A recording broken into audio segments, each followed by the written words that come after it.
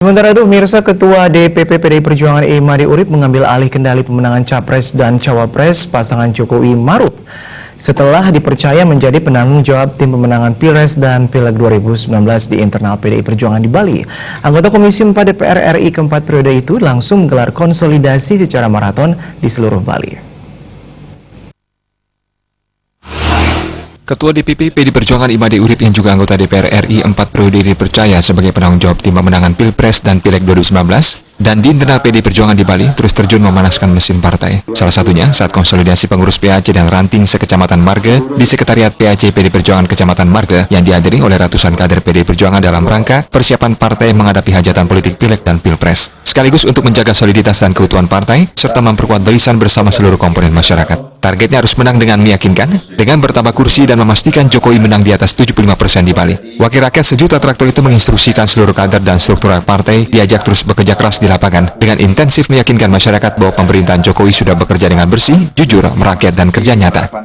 Serta diberi tugas oleh Dewan Pimpinan Pusat Partai dan SK-nya sudah ada, itu diberi tugas sebagai penanggung jawab untuk Pileg dan Pilpres di internal partai untuk Bali. Maka itu konsolidasi ini saya awali dari partai, dari rumah sendiri gitu. Ya, jadi kalau seorang pemimpin itu kan harus dari rumah sendiri dulu.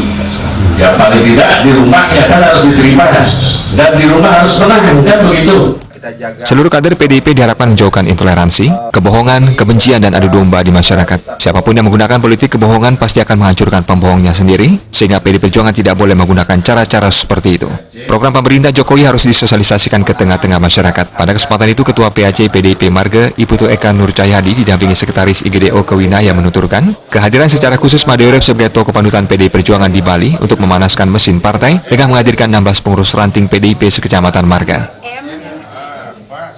Momen pemilu 2019 ini kita harus siap terdepan untuk memenangkan daripada paket presiden dan wakil presiden, yaitu Jokowi Maruf Amin dengan nomor 1.